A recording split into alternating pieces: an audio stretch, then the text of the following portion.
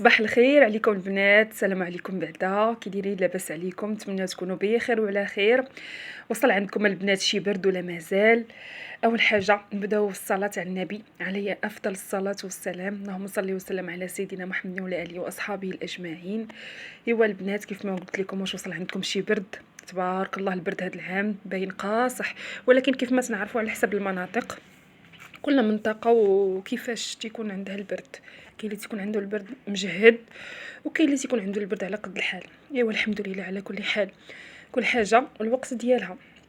الله يعطينا الشتاء على قد نفع يا ربي. ايوا البنات، بديت معكم الروتين ديالي من الصباح. صراحه غير صورت معكم غير مقتطفات ماشي بزاف، اول مره بغيت ندير هذا النوع من الفيديوهات.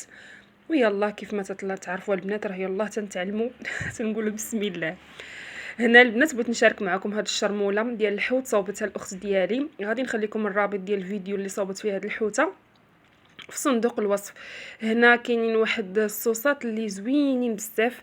كاينه عندنا صلصه ديال الترياكي، وكاينه الصلصه ديال السمك، والصلصه ديال الصوجا. الا كنتم مهتمين بهاد الصوصات الصراحه اللي جاو زوينين في واحد الحوته اللي عمر فيرميسيل والقمرون، صراحه جات زوينه. وهنايا راه الحامض حتى هو مرقد ديال الدار، جا معسل البنات، يجي فن. المهم بالنسبه للمقادير وكيفاش دارت لهاد الحوته عمرتها، راه غادي نخلي لكم الرابط ديال الفيديو ديالها في صندوق الوصف. حتى هي عندها القناه كويزين امونه، صراحه ما شاء الله عندها ما يتقال والله. تنتمنى ليها التوفيق. المهم البنات، هنايا راه صوبت هاد الحوته، جات رائعه ما شاء الله عليها. دارتها في الفرن. وواحد الطريقه البنات اللي غادي نقول لكم ديال القمرون. اش غنقول لكم البنات، والله نحيا ما نشكر ما نوصلش لهداك اللذه والمذاق كيفاش درت ليه مقرمش واحد القمرون بطريقه رائعه. قلاتو درتو في الشابليغ. المهم بالنسبه للمقادير وكل شيء راه غادي نخليه لكم في صندوق الوصف. الرابط ديال الفيديو ديالها راه جا رائع واكثر من رائع، الصراحه حمقت الدار هذيك النهار اقسم بالله. ايوا الله يعطيها صحيحتها. المهم البنات، هادشي غير حبيت نشاركو معاكم كفيديو مختلف فقط. وهذه هي الغديوه ديالنا، اللهم اديمها النعمه يا رب واحفظها من الزوال. درنا شويه الزعلوك والحوته اللي طابت في الفرن، صراحه جات لذيذه بزاف. جات رائعه. وهنا القمرون اللي قلت لكم البنات تيجي مقلي في الشابليغ، الصراحه تيجي طبق هائل زوين بزاف والله. ما تشبعوش من هذاك القمرون، انا بعد هذاك القمرون بيهبلني وحق الله العظيم. ايوا هادشي اللي كاين. نتمنى تعجبكم هاد الغديوه ديالنا. وغادي ندوز معكم مباشره باش غادي نصاوب معكم واحد الكيك ديال الحامض. كيك يومي تقدروا ديروه للوليدات ديالكم يديوه للمدرسه. تفطروا به مع واحد كويس ديال القهوه، الصراحه تيجي زوين. واهم حاجه انه تيجي هشيش رائع. انتم غادي تشوفوا الطريقه ديالو، المقادير ديالو جد بسيطه، ما فيه لا حليب ولا دانون. لا يعني ما فيش مقادير اللي صعيبه بزاف. اول حاجه غادي ناخذ واحد الحامضه اللي غادي نحكو القشور ديالها، ومن بعد غادي نعصرو حتى العصير ديالها. بالنسبه للعصير غادي نظن خص غير واحد تقريبا نص كاس، ما يكونش عامر، يكون تقريبا فايت الربع ديال عصير الحامض. وبالنسبه باش غنحكو الحامض، راه كلشي تبارك الله تيعرف يحك الحامض. غنحكو غير القشره الفوقانيه، نحاولوا ما نحكوش القشره البيضاء باش ما تطلقش لنا المروره في الكيك. صافي البنات، كيف ما لاحظتوا راه هنايا حكيت القشور ديال الحامضه. غادي ندوز مباشره، غادي نجيب العصاره وغادي نعصر الحامضه ديالي. يعني هادشي اعتيادي عادي كيف ما تلاحظوا معايا. من طبيعه الحال الى عصرتوها حاولوا تصفيوها باش ما يبقاش فيها داك العظومه وداك الشيء ديالها يجيو في الطرافي ديال الكيك. صافي وغندوز مباشره، غادي نوريكم المقادير كامله. صراحه البنات انا تيعجبني الكيك بالحامض لانه زوين منعش وصحي زعما الوليدات، والله زوين الوليدات فيهم فيتامين سي. كيف ما لاحظتوا هنايا ها هو العصير، غادي ندير تقريبا ربع كاس، فايته غير واحد شويه على هذا الشكل. صافي هنايا غادي نجيب المقادير كامله. غادي نحتاج 4 ديال البيضات، جوج ديال الساشيات ديال الفاني، جوج ديال الساشيات ديال الخميره الحلويات من فئه 7 غرام. عندي قشور ديال الحامض اللي عرفتوه معايا، عصير ديال الحامض، كاس الا ربع ديال الزيت، كاس الا ربع ديال السكر السنيده، وعندي جوج كيسان دائما العبار بكاس العنبه ديال الدقيق. هادو هما المقادير البنات ديال هاد الكيك، مقادير ساهلين وفي نفس الوقت الكيك غادي يجي عندنا زوينه. نتوما غادي تلاحظوا. فالبنات هنا خديت اناء اللي غادي ندير فيه هذوك 4 ديال البيضات، زدت عليه كاس لارب ديال السكر سنيده وجوج ساشيات ديال الفاني، وغادي ناخذ الطراب الكهربائي. ضروري غادي نطلعوا البيض في هذه المرحله لانه سر من اسرار نجاح هذا الكيك باش تجي هشيشه، تجي رطبه وتجي صراحه مرمله من الوسط. المهم البنات هنايا غادي نطلع البيض ديالي على هذا الشكل كيف ما تلاحظوا معايا بالطراب الكهربائي، وغادي ندوز باش غادي نضيف عليه كاس لاروب ديال الزيت النباتيه.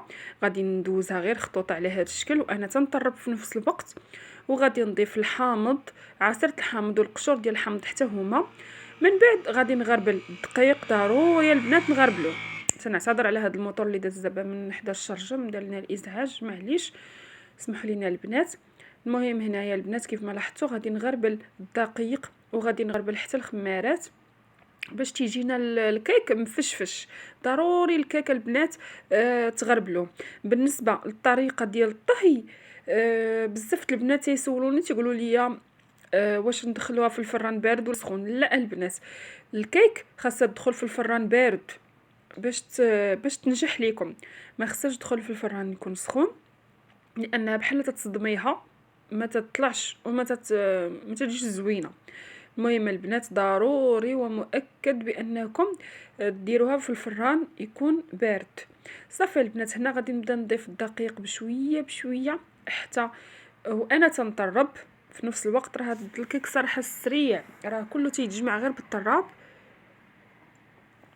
غادي نبدا نضيف الدقيق تدريجي بشكل وانا تنطرب حتى نمزج جميع العناصر او ندخل هذوك جوج كيسان ديال الدقيق وجوج خمارات في هذا الكيك. ومن بعد غادي ناخذ المول اللي غادي ندخلو للفرن، غادي ندهنو بالزبده ونرش عليه الدقيق كيف ما العاده كيف الكيك العادي، وغادي ندخلها الفرن كيف ما قلت لكم الفرن يكون بارد. ومن بعد غادي نرجع معكم في الشكل النهائي ديالها.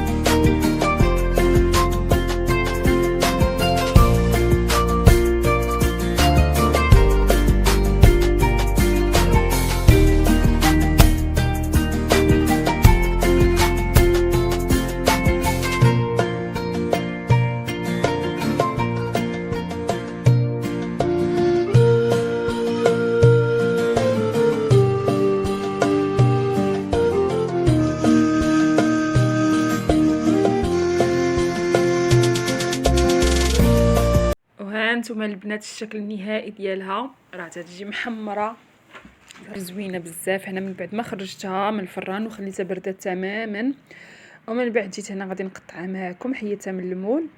صراحه البنات راه تتجي واحد الكيكه اللي زوينه مفشفشه. غير جربوها وتقدروا تذوقوها باي حاجه عندكم في الدار. كيف ما لاحظتوا راه تتجي مفشفشه وتتجي رطبه. نتمنى تجربوها وتردوا عليا الخبر. وما نعاودش لكم على المذاق ديال الحامض اللي كثر زوين زوين بزاف. تقدروا الا بغيتو تذوقوها البنات عندي لكم واحد الاقتراح، تاخذوا واحد 2 معالق ديال السكر كلاصي وعصير ديال نصف حامضه، تخلطوهم مزيان وديروا لهم واحد الخطوطات يجيو بيض من الفوق. تقدروا ديروا لها الشكلاط، خطوطه ديال الشكلاط، تقدروا دهنوها بالكونفيتير وديروا ليها الكوك. المهم تيبقى لكم الاختيار. انا خليتها سامبل هكذا. ونتمنى البنات هاد لا فيديو ديال اليومين الاعجاب ديالكم. تخليو لي كومونتير زوينين ديالكم بالصيمه، ولا كنتي اول مره تزوري القناه نتمنى تفعلي الجرس باش يوصلك جديد الوصفات ديالي. وشكرا بزاف البنات على التتبع ديالكم. دمتم في رعايه الله وحفظه. نتلاقاو ان شاء الله في فيديو قادم ان شاء الله. مع السلامه.